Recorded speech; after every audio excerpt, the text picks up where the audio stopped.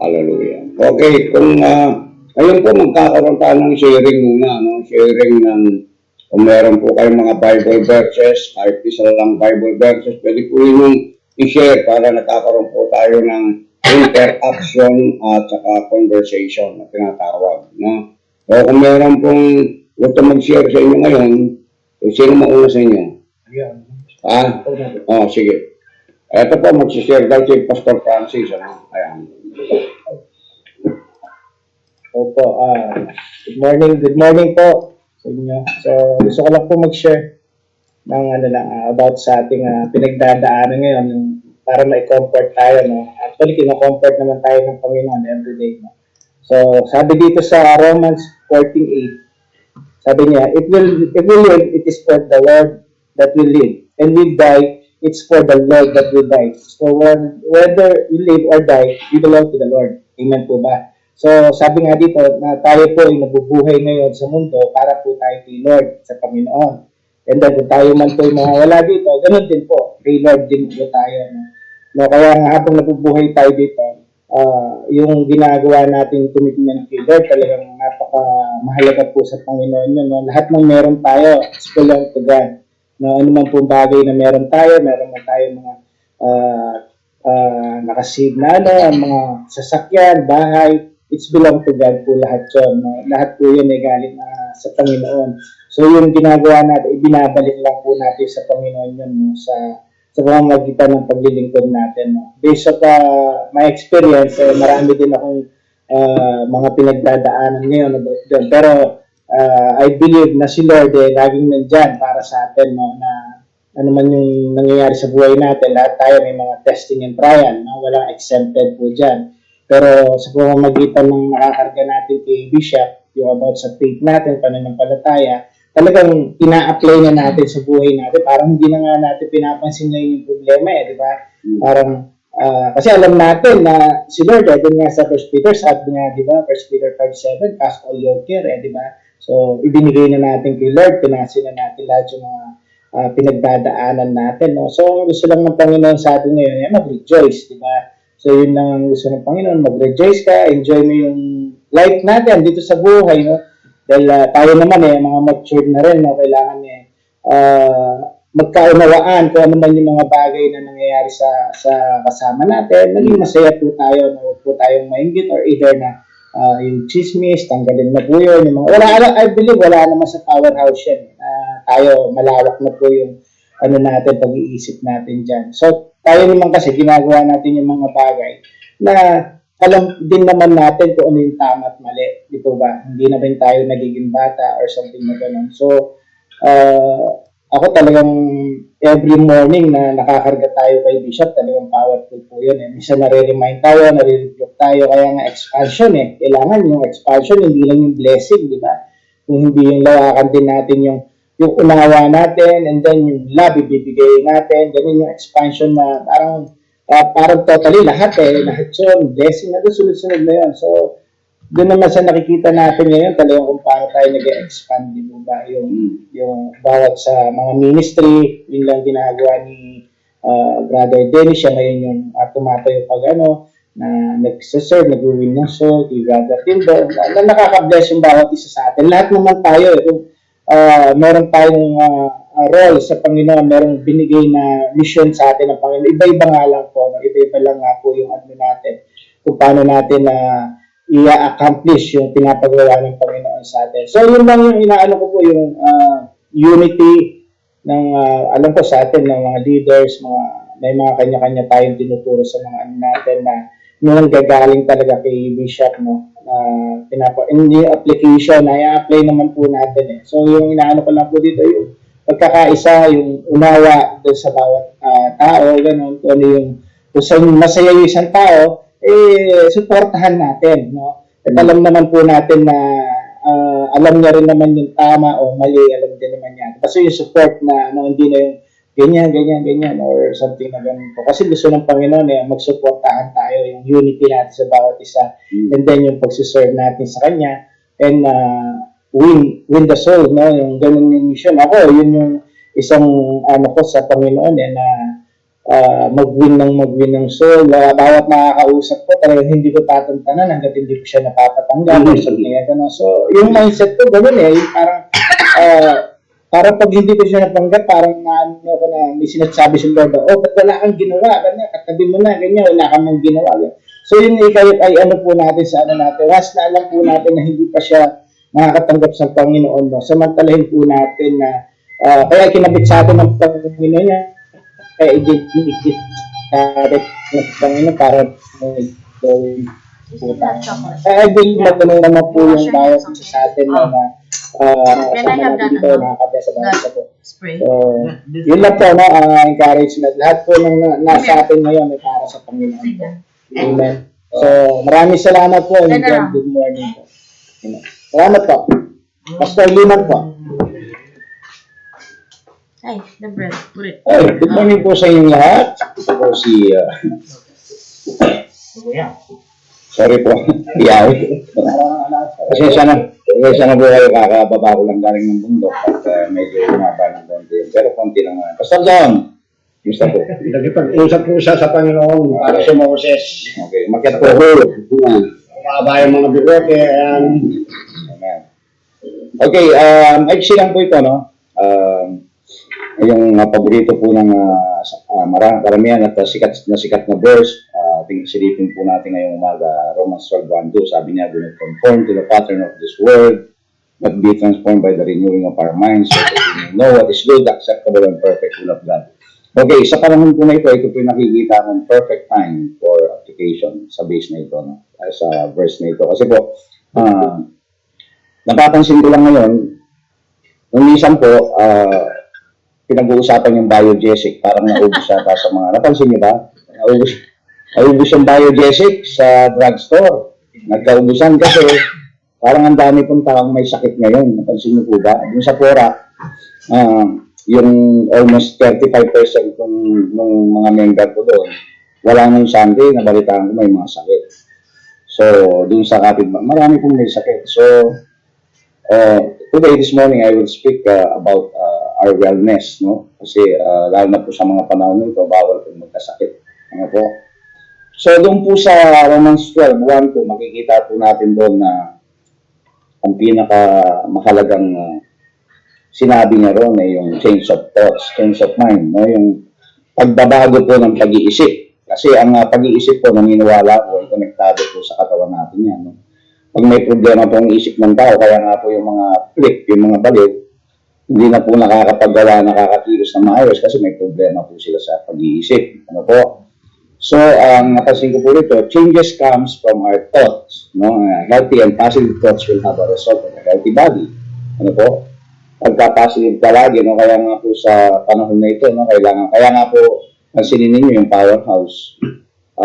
Nagkakagulo po yung mga tao, nag-iisip na may problema, papasok na ba tayo sa tribulation period, o yan pong lalo na nung hindi na makakabili kapag walang vaccine card.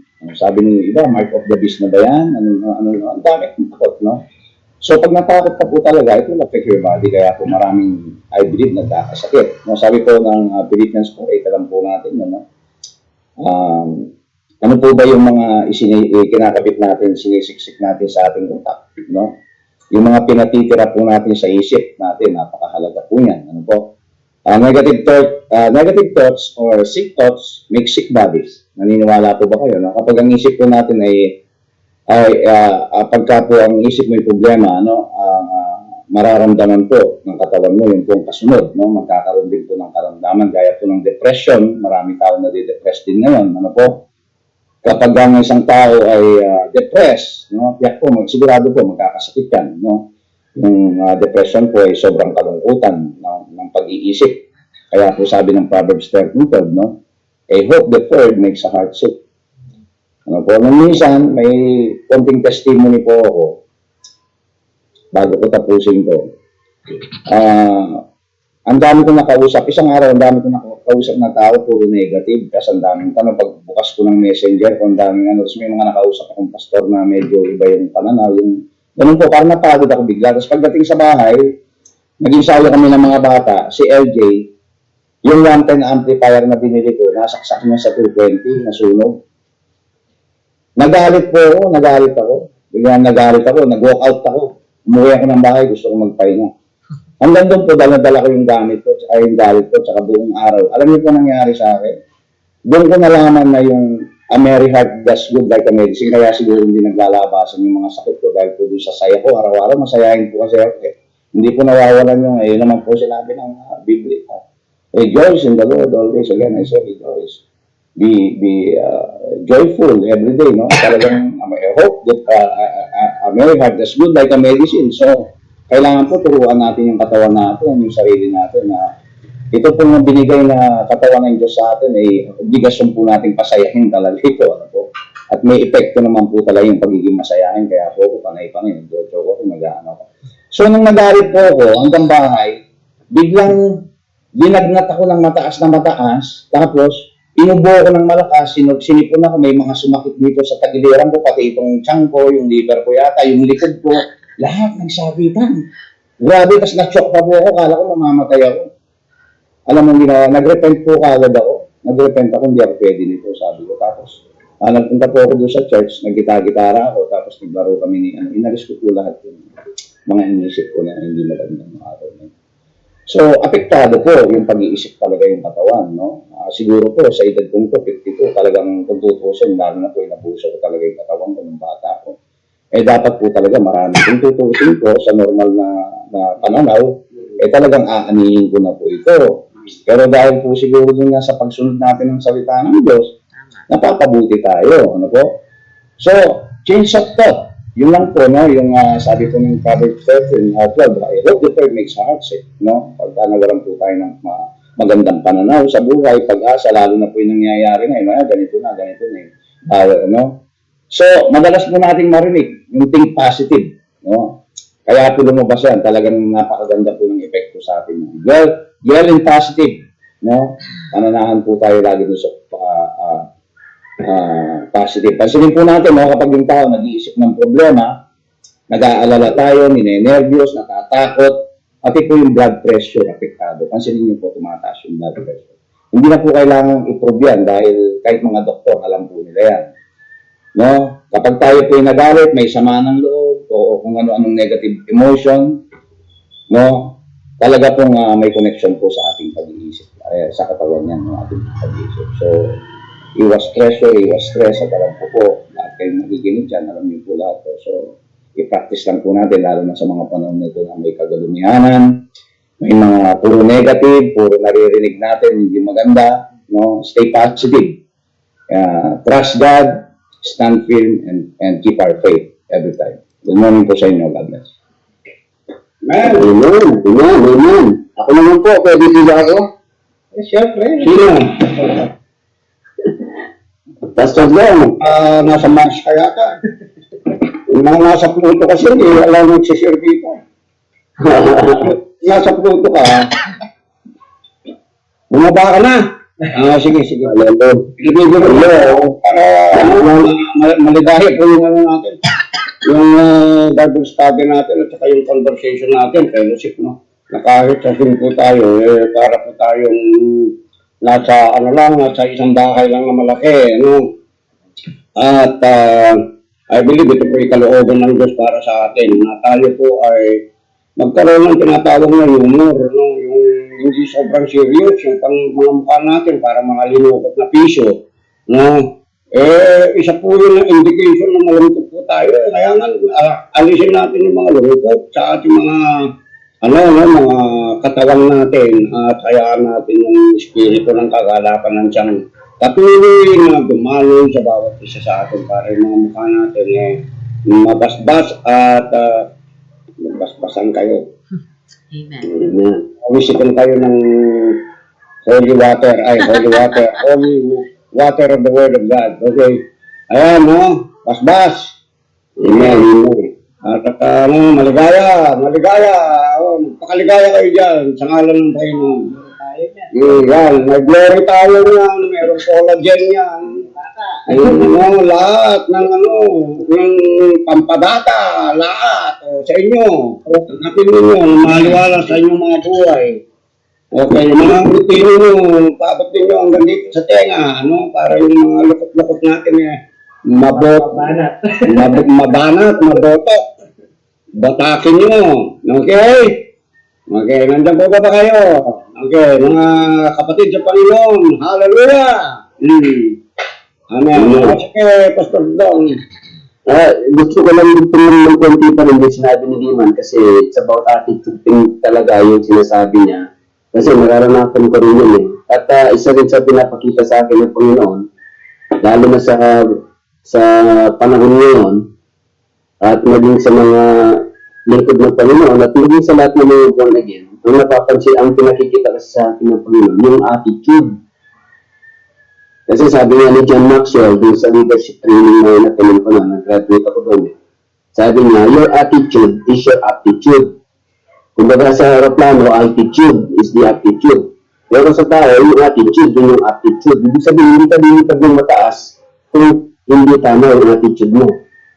Basically, ano ba yung attitude na dapat nangyari tayo bilang Kristiyano? Yun, lagi tayong humble, kahit na, kasi pagka, sabi ko nga itong mga ibang anak ng Diyos na ito yung tricycle pa lang na binadrag halos sagasaan ka na pagka nagkaroon pa ng pajero ito baka tuloy ka na, paano yung attitude yung dahil iniyabang.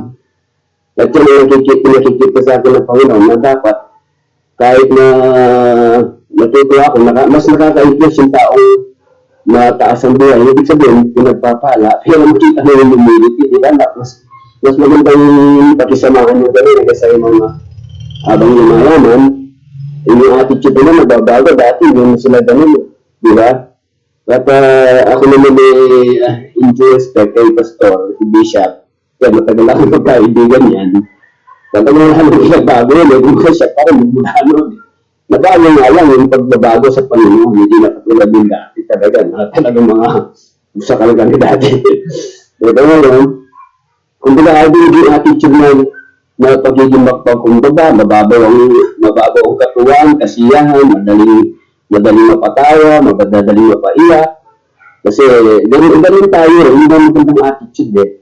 And I believe, I believe na ganun tayo dapat, hindi tayo yung kumbaga, yumaman lang ng konti, o tumaas na ng konti, mabago na yung attitude, soplado na, bakit ko nasasabi yan? Kasi dahil doon po ako din dati, masulit ako, at soplado, gano'n.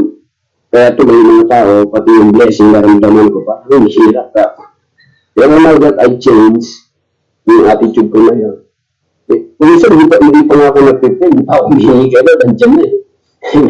Ganun, kaya ako nang sinishare ito kasi, I believe, magmabuti ito para sa lahat, para sa atin. Lalo na sa relationship natin, hindi lang magkakapatid sa Panginoon, lahat tayo, powerhouse, makita nila sa atin na ganun tayo, natutunan na, nagmamahalan, kumbaga, wala masamang pinatay sa atin, tanggap natin ang bawat isa.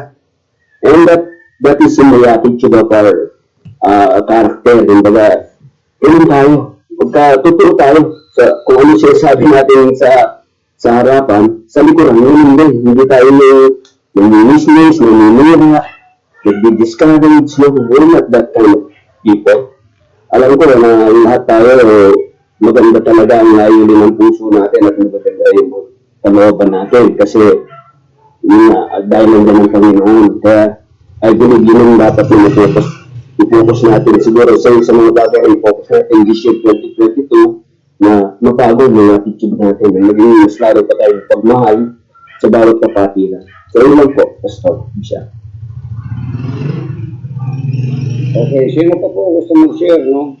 Yung mga ganun na mga klaseng mga kumbaga, mga parang mga chichirya, no? Pero yung nga, chichirya pa lang ulam na. Kaya po tayo, yung mga simpleng mga paalala sa atin ng Panginoon na kung minsan parang mahirap lulukin, pero yun po yung talagang pinanggagalingan ng kaayusan ng ating mga puso at kaisipan natin na lagi natin binabantayan yung puso natin na hindi po tayo mahalo ng kayabangan, ng arrogance, ng pride, ng resentment, ng bitterness, Kasi yan ang mga nakakasakit talaga sa pagkatao natin at nakakasakit din sa kapwa-tao natin. Amen po ba? Kasi kapag yun po yung load natin, kung ano yung load natin, okay, yun po ang lalabas sa atin. At mararamdaman kahit ng mga tao na nakakilala sa atin o yung mga tao na nakakausap natin, mararamdaman po nila sa atin yung laro. Kaya nga po ito, no, kung if you want to be a high quality person or a high quality man or a high quality woman, is that you have to dwell on the work of the Holy Spirit or yung tinatawag na focus yung character na talaga. Godly character, hindi ko sinasabing ibig. Kasi yung character, dalawa yan, ano? Yung character ng mga tao, mga bagay na nandito dito sa mundong ito at yung characteristic ng Diyos sa atin, yung tinatawag na manhood, either you're a man or you're a woman, is based on Christ-likeness na tinatawag. No?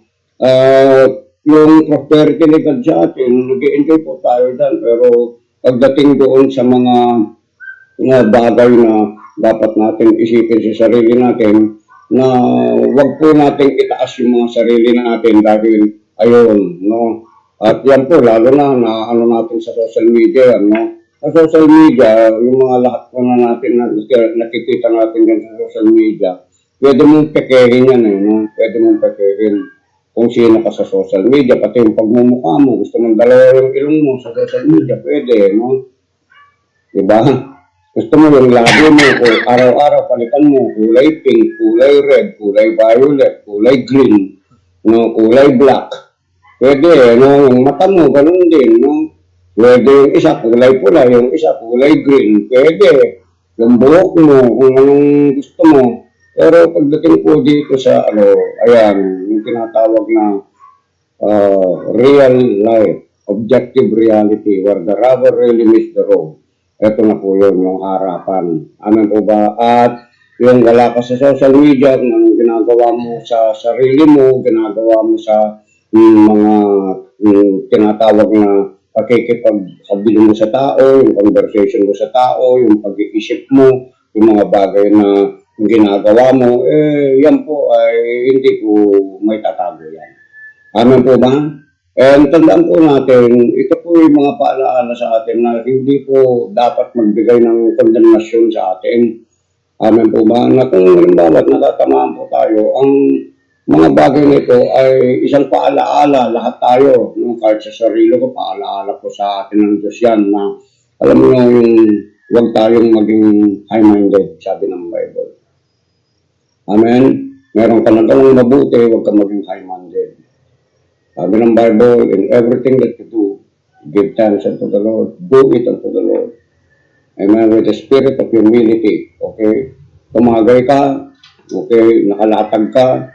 Nakapagbigay ka. Nakatulong ka sa kapwa mo. Okay? That is all about the grace and the favor of God over your life.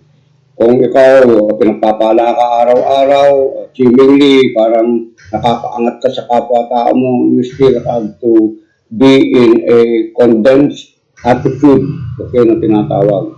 Nabantayan mo yung sarili mo, bantayan mo yung puso mo, because out of your heart will always flow the issues of life. Okay? O meron po ba yung share pa para na-equalize po yung natin? Hindi po kailangan mabibigat yung mga salita natin, yung mga simpleng salita na alam po ninyo yung kahit kung salitang Alang Joseph Estrada lang basta maintindihan natin, yung simpleng mga salita ng, alam mo yun, kahit na nakakatawa yung sinasabi mo, pero may substance. Ano po ba? O sige, sino pa?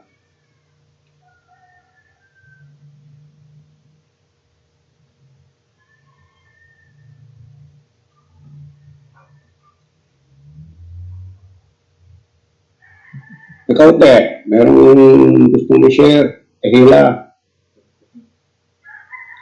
Ayaw mo. Ano share? Ayaw mo. Hindi kita maririnig. Naka-ano ka. Sino? Ano yun? Hmm. Kutsuya. Ano tayo? Wala naman. Na tayo. Si Iron. Yung mga, ayan, nandyan, sina Cheche. Si Jerry, ayan, at saka si Net, wala, nandyan. Si Jerry, at saka si Net, di ko pa narinig yung siya. Nandyan ba kayo? Jerry, Net, baka nasa kubeta. Hindi pa lumalabas. Oh. Simpleng pananalita, mga kapatid. Simpleng pananalita lang. Huwag kayong matakot kasi simpleng pananalita nga lang. Oh. Wala. Wala na.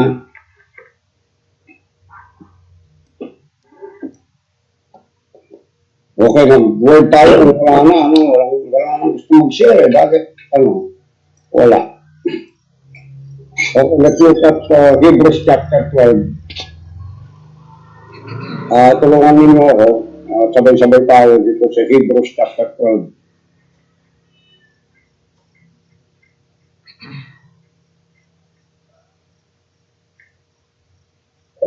Verses 1.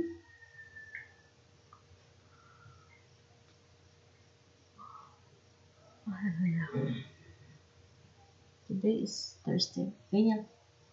Close the...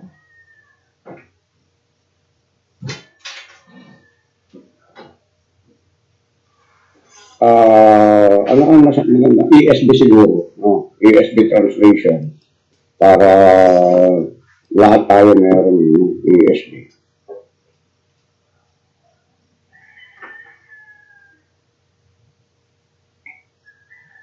Okay. Basahin ko po, no?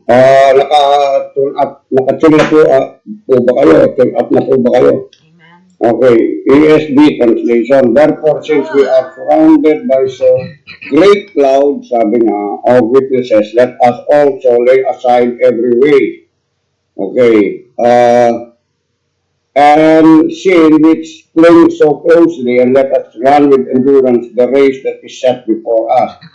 Okay, yung sinasabi niya rito na tayo po daw ay napapalagiran ng mga lahat ng mga witnesses. Yung mga witnesses, yun po yung mga taong una na nakasulat sa Biblia, the Old and the New Testament saints na sinasabi.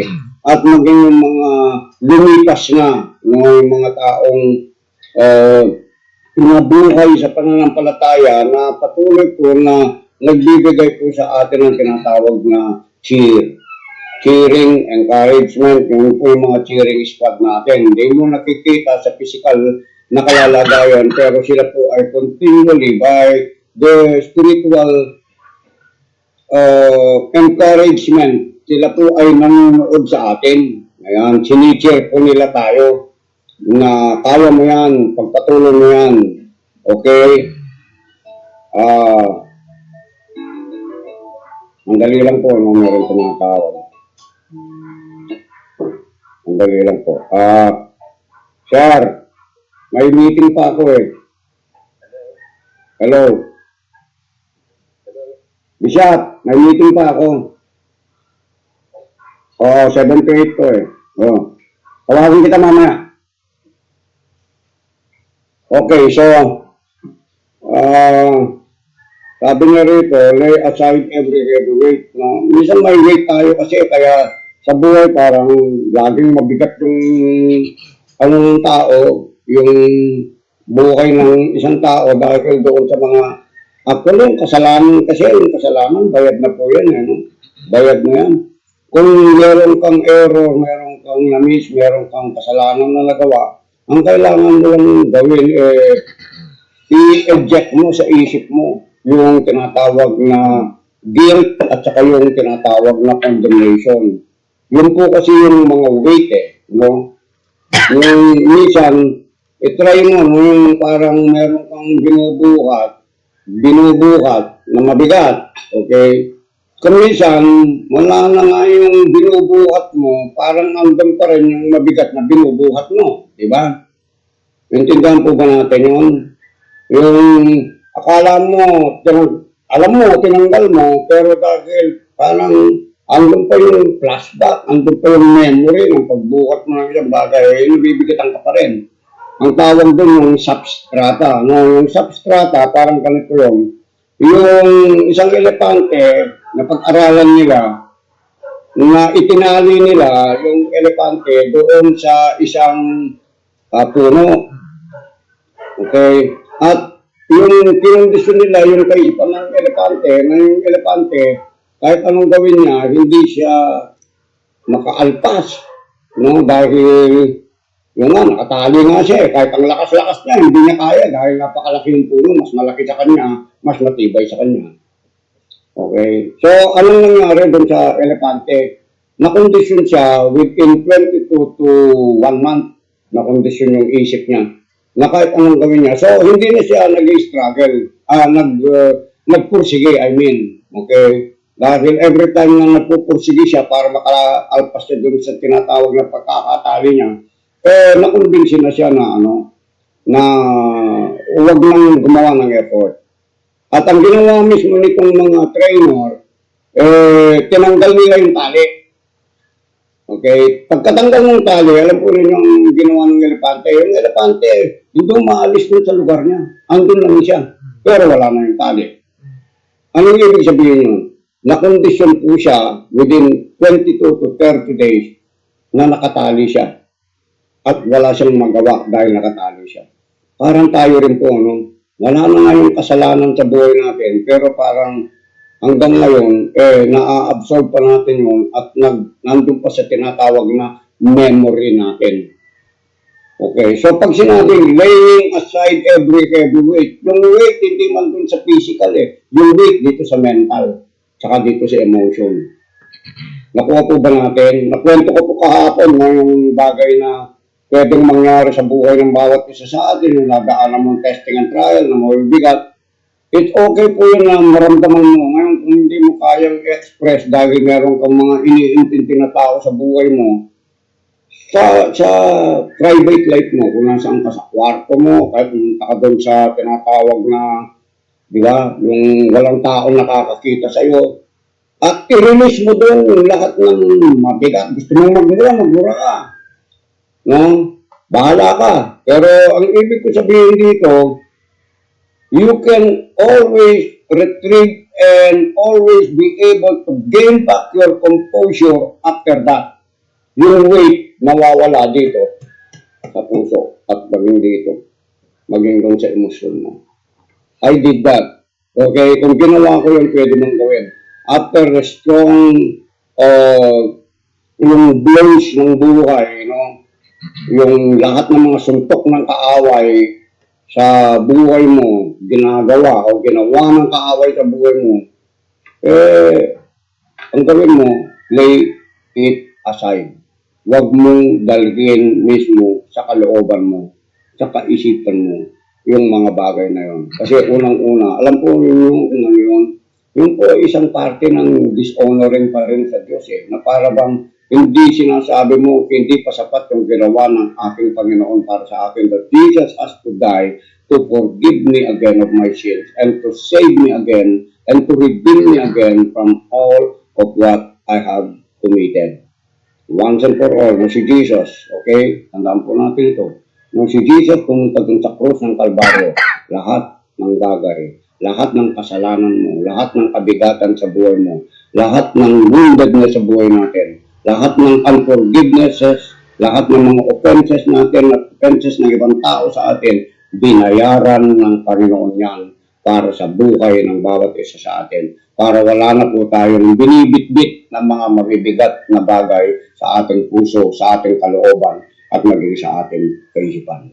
That is the power of having mental strength na kahit anong rejection ng tao sa iyo, anong tingin ng tao sa iyo, anong sinasabi ng mga tao sa iyo, kahit anong ginagawa mo pero hindi napapansin ng mga tao yung bagay na ginagawa mo, is that you should be confident that God sees everything of what you're doing. Nakikita ni God yung lahat ng bagay na ginagawa natin mabuti.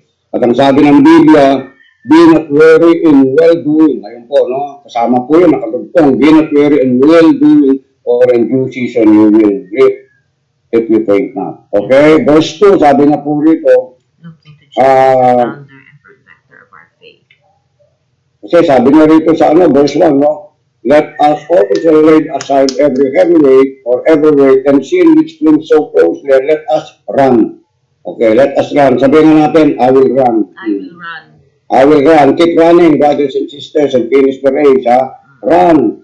Run. Let us run with endurance the race that is set before us. Okay, yung endurance, ito po yung ibig sabihin ng endurance. Yung endurance has something to do with fortitude. Fortitude. Okay? Fortitude. Matibay. Okay? Parang banggay mo yung pader. Okay. Hindi, siyempre, hindi ka ubra sa pader. Maliban, lumusot ka sa pader. Okay? Resolution. Okay? Determination. Determined ba tayo, mga brothers? Okay? Tenacity. Ayan. Yun yung mga words na pag pinag-combine mo yan, okay, naglilid yan dun sa tinatawag na strength of character. Okay? Patience. Long-suffering. Nakukuha po ba natin? No? Yung tinatawag na stamina. Ngayon, spiritual stamina, persistence, tenacity, yung tinatawag na patience, no? Ang dami, dahil sinulat ko lahat to, no? Ang lahat ng mga salita na pwedeng sangkap para tayo po ay maging isang matatag na mga anak ng Diyos. Amen po ba? Walang masama kung halimbawa yung talagang basag na basag ka, umiyak ka. Alam mo, talagang ilabas mo yung lahat ng sakit ng damdamin mo, no? Isigaw mo, gusto mong isigaw. Sabi ko nga sa inyo, nung ako talaga sinigaw ko yan, no? Kung pwede na lang, murahin ko ang Diyos, pero ayaw kong murahin dahil wala namang ginawa Diyos sa akin ng pahit. Alam mo ba yun? Pero in case kami yung pakiramdam mo, alam mo, hindi nang magagalit si God sa'yo. Naintindihan ni God sa'yo yung mga bagay na nararamdaman mo, brother.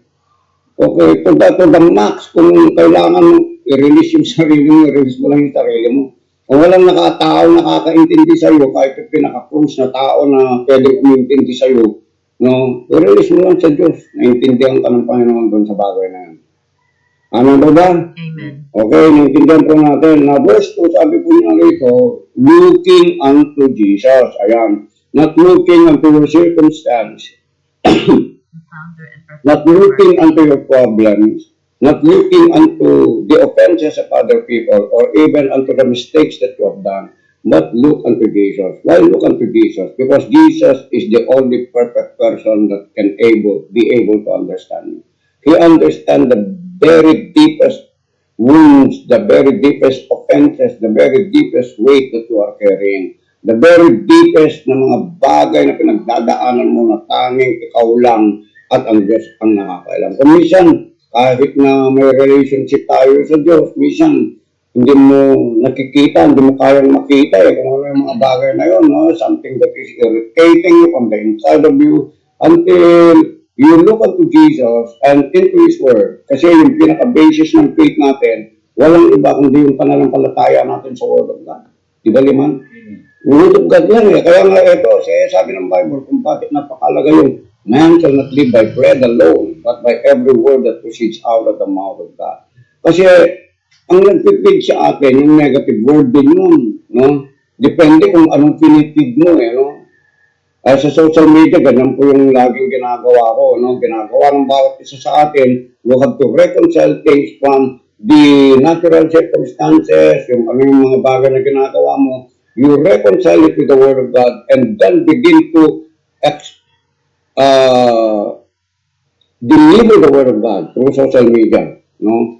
Commission, it's not really coming in the form of religiosity. It may come in the form of words that really has something to do to reveal to them what is the very root cause of the problem or probably just a simple attitude. Yung sinabi ni Pastor Dong kanina, your attitude would be your altitude and aptitude. Right.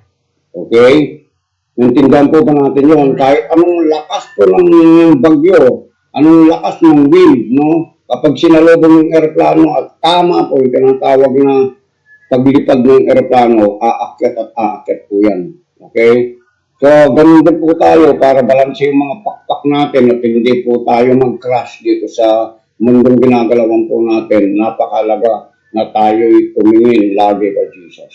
Okay? The same thing, yung mga piloto, ganyan. Hindi sila kailangan mabother, mag-worry dun sa mga storm. They had to be focused rightly. Yung tinatawag na sila, kailangan nakapokus po sila doon. Hindi sila, ang lakas naman dito, hindi po pwede. Kailangan nakapokus po sila. Ganun po yun. Looking unto Jesus. Always look unto Jesus. Okay? Kasi ito po naranasan ko yun. No? Yung ganyang na klaseng mga bagyo sa buhay. No? Kasi nakikita po ninyo minsan yung mga sarili natin, we seem to look tough in the outside. No? Pero within the inside, mamulin tayo. No? Ako, ganun po ako. No? Yung iba, tingin sa akin, parang, alam po ninyo, parang suplado ako, pero hindi naman ako suplado. Malambot ako sa loob. Okay? At madali rin po akong umiyak. Ewan po ba? Pero yung katatagan ng pananampalataya sa Panginoon, yung laging pananaw natin at yung tinatawag na focus natin, yung eyes focus on Jesus, is always there. Yun po yung basis ng lifestyle ko ng pananampalataya sa Panginoon. Ewan po ba? So lahat po tayo makakayanan po ninyo yan. Kahit ano po yung mga bagay na pagdadaanan pa ninyo sa darating na panahon. Bakit? Kasi nung sinabi ni Jesus dun sa krus ng Kalbaryo, nung sinabi niya, before He gave up His ghost, okay, and allowed Himself to be back with the Father, what did He say? Ano sabi niya? Sabi niya, it is finished.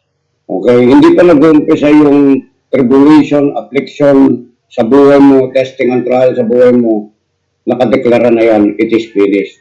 Ang ibig sabihin, lalabas ka at lalabas ka ng isang butterfly, isang magandang testimony sa buhay mo.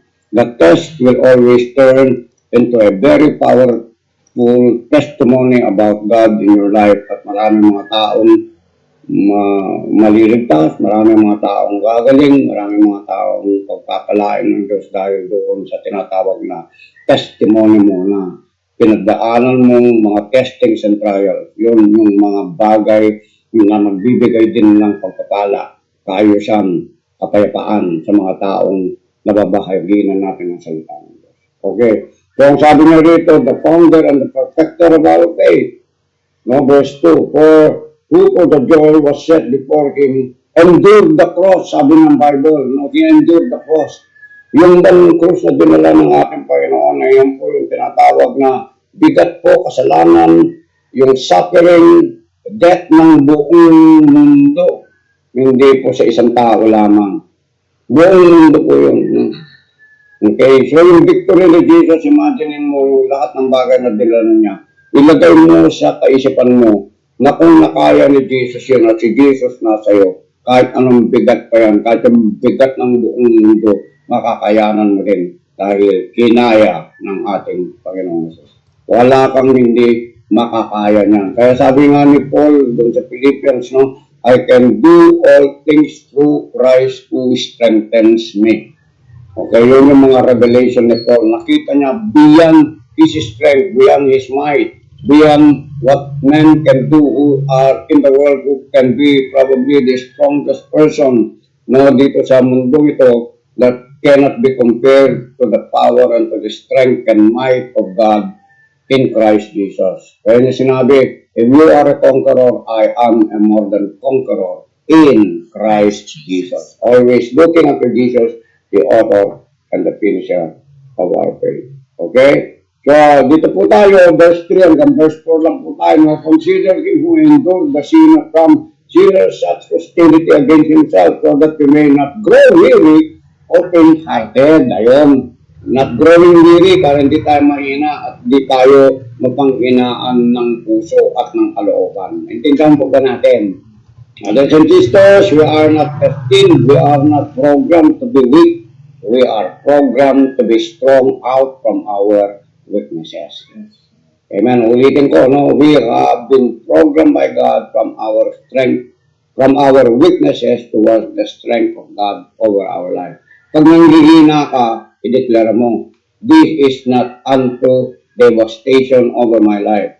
This is unto what we call strength over my life, because that is what Jesus said. That is what Paul said. I can do all things through Christ who strengthens me. Amen. Ito yung bas-bas ng panibagong lakas sa inyo. Yan, no? Bas. Okay, ng panibagong kalakasan para sa inyo, para mayroon tayong mental strength, mental health, physical health, no? Kasi po, ako experience ko ito, no? Yung sa pagtulog ko, nandun pa rin doon ako sa hospital bago ako lumabas. Kung walang tayo noon, hindi ko makakayanan siguro yung mga bagay na nangyari. Kasi nakahiga ka, naipit kung karoon ako ng sciatic nerve, no? Naipit yung sciatic nerve ko dito sa spinal ko, yun ang nakita ng therapy sa akin, no? Yung kung araw-araw ngayon na-experience ko mula nung lumabas ako sa hospital, I have to believe God by faith na makalakad ako. Right. Right. Yun po. Hindi ko po pinapaalam sa mga anak ko yun. Sarili ko lang yun. Sarili kong struggle yun. Okay, araw-araw yun. Pagka pinapakita ko yung sarili ko, lagi ako naka-smile. Pero deep within my physical body and even yung mental ko, yung emotion ko, kung hindi kay Jesus at hindi doon sa Word of God. Lagi kong pinangahawakan dalawang scripture lagi. The Spirit that raised Jesus Christ from the dead is the same Spirit that quickens my mortal body. Yun po yung laging confession ko. Kinukonfess ko yun na hindi ko kailangan iparinig sa kanila. Personally, pinaparinig ko sa sarili ko at sa buong parte ng katawan ko. Pangalawa, yung sa scripture ng Romans 8 chapter 8 verse 1 and 2. Okay, yung sabi niya doon na, there is now therefore no condemnation to those who are in Christ Jesus, who walk not after the flesh, but after the Spirit. For the law of the Spirit of life in Christ Jesus, ayun, yung law of the Spirit of life in Christ Jesus has set me free from the law of sin and death.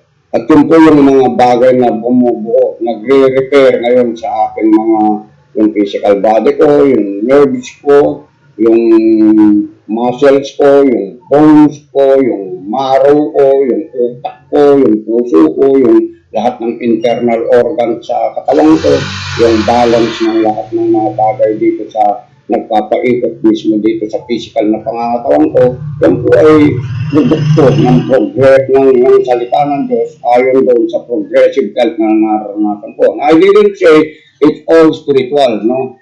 Kailangan meron kang mga bagay na ginagawa. Okay, sa kamay mo, exercise, kaya nag-gym ako, kumakain ako ng tamang pagkain. Okay, meron akong mga in-import na nagte-therapy sa paa ko para mapabilis ko yung tinatawag na mga bagay na linango ng Diyos sa bawat isa po sa atin.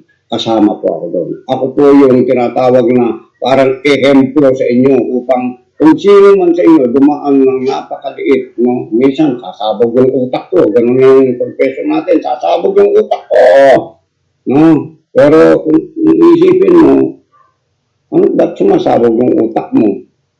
No? Minsan walang kalang pala ng gas na pangluto mo. Okay? Minsan hindi ka lang nakakain, walang nagluto para sa'yo. Pero ganun yung pagramdam mo. Alam po ninyo, yan po ay mga maliliit, tsani-tsani ng mga bagay yan. Okay, tandaan po natin ito. Pag bumagsak ang blessing ng Panginoon sa buhay mo, sunod-sunod yan. Huwag ka mag-uwiano kung halimbawa, nakaroon ka ng utang, nagdemanda ka, dumaan kami doon. Lahat ng mga mabibigat na lahat ng pwedeng, to the point of death nga Sabi ko nga, kung death, mata sa mata. Okay? Na-encounter ko, nakita ko. Pero hindi humigit. Kasi si Jesus, nakita ko, naka-smile lang si Jesus. Nakarelax si Jesus, nakaupo lang na doon. Sabi niya sa akin, come on, brave man, you can do it. Tawag sa akin ng Panginoon, brave man. Ganun nga ako tinawag ng man of faith eh. Tinawag na akong brave man. Bakit alam ni God meron akong faith katulad ng faith na nasa kanya?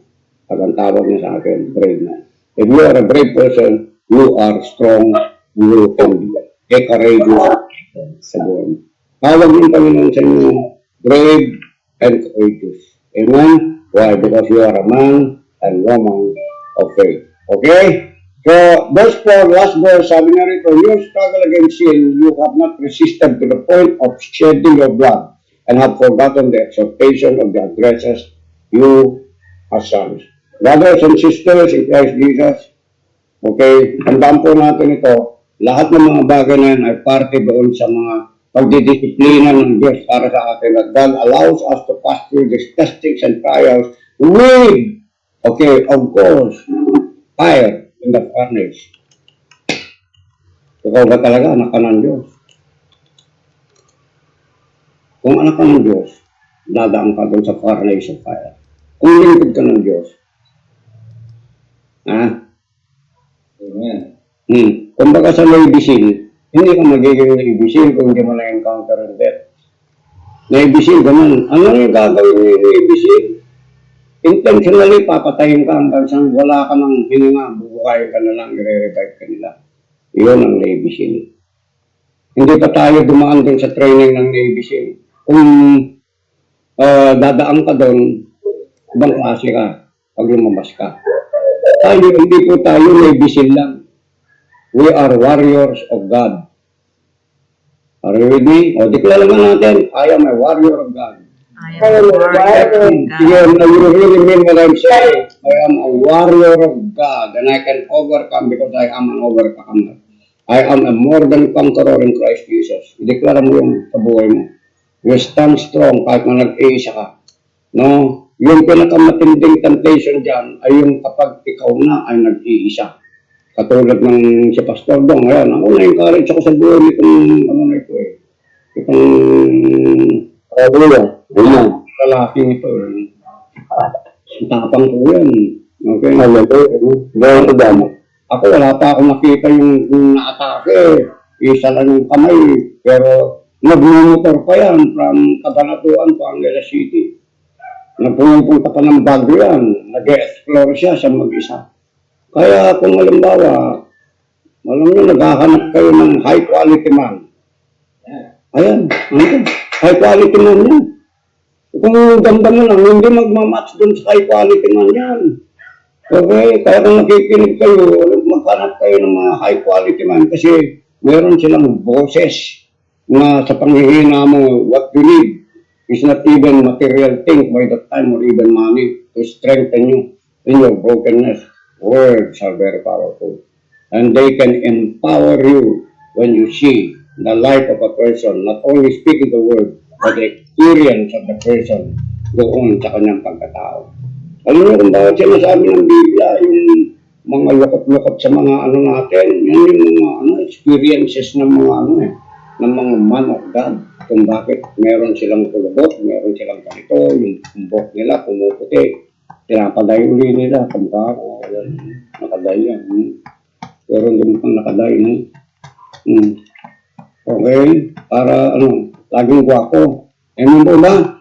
Ngayon, tandaan po natin ito, mga brothers and sisters, God is shaping you to be a high quality man or a woman of God. Amen? You are a virtuous woman and you are a virtuous man of God. Virtuoso po kayo.